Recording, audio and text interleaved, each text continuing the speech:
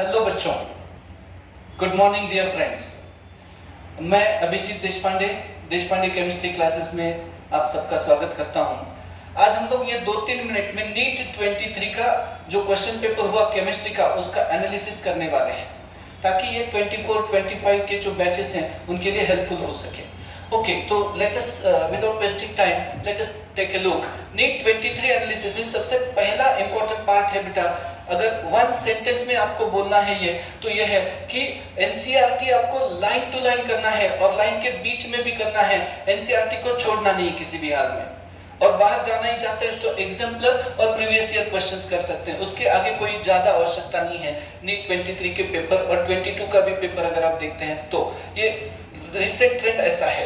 एक एक करके एनालाइज करते हैं। इसमें न्यूमेरिकल्स फिजिकल केमिस्ट्री के कम थे और डायरेक्ट वैल्यू सब्स्टिट्यूशन वाले क्वेश्चंस थे, फार्मूला बेस्ड क्वेश्चन थे। फार्मूला में वैल्यू रखो, आंसर निकालो, बहुत ज्यादा यूनिट का इंटर कन्वर्जन नहीं था। काइनेटिक्स वाला जो क्वेश्चन था वो तो डायरेक्ट एनसीईआरटी काइनेटिक्स था।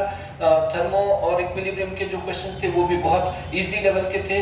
बेसिक एनसीईआरटी अगर आप करते हैं तो ये क्वेश्चंस बहुत सारे इजी हो सकते हैं। हालांकि हमको प्रीवियस ईयर तक की लेवल तक तो जाना ही चाहिए, हर बार उतना ही इजी पेपर रहेगा ये नहीं बोला जा सकता। तो न्यूमेरिकल्स कम थे, इजी थे, एनसीईआरटी बेस्ड थे। लेकिन अगर आप एक्स्ट्रा करना चाहते हैं कल के चैलेंजिंग पेपर के लिए तो प्रीवियस ईयर जेडब्ल्यू मेन या नीट लेवल तक हम लोग क्वेश्चन सॉल्व कर सकते हैं। इसमें आगे बढ़ते हैं बेटा।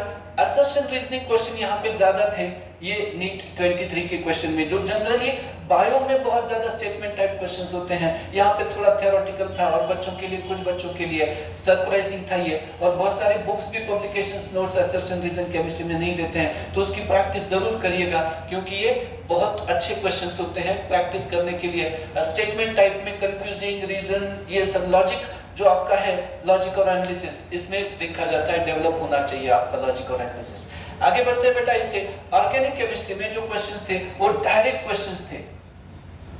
जो भी ऑर्गेनिक वाले क्वेश्चंस थे वो इजी क्वेश्चंस थे। बेसिक अगर आप ऑर्गेनिक केमिस्ट्री करते हैं, एक रीअरेंजमेंट आया था सिर्फ कार्बोकेटाइन का, उतना तो बहुत इजी माना जाएगा। हाँ, थोड़ा सा चैलेंजिंग इनऑर्गेनिक था क्योंकि बायो की तरह लाइन टू लाइन क्वेश्चंस इसमें आए थे और सिलेबस ज्यादा है इनऑर्गेनिक का, तो इसीलिए इनऑर्गेनिक थोड़ा सा टेक्स्ट बुक रीडिंग, सिर्फ रीडिंग नहीं, उसका एनालिसिस बारीक वर्ड टू वर्ड इनऑर्गेनिक आपको करना होगा।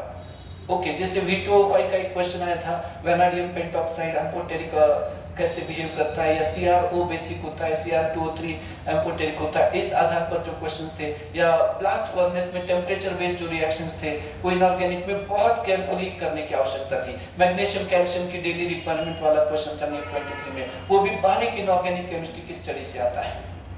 तो वंस अगेन मैं बोलता हूँ आपको, एनसीईआरटी की लाइन टू लाइन आप पढ़िए और देशपांडे केमिस्ट्री क्लासेस की यूट्यूब चैनल से और क्लासेस से जुड़िए। ऐसे ही नीट एनालिसिस अपडेट के लिए, जेडब्ल्यू के अच्छे रिजल्ट के लिए।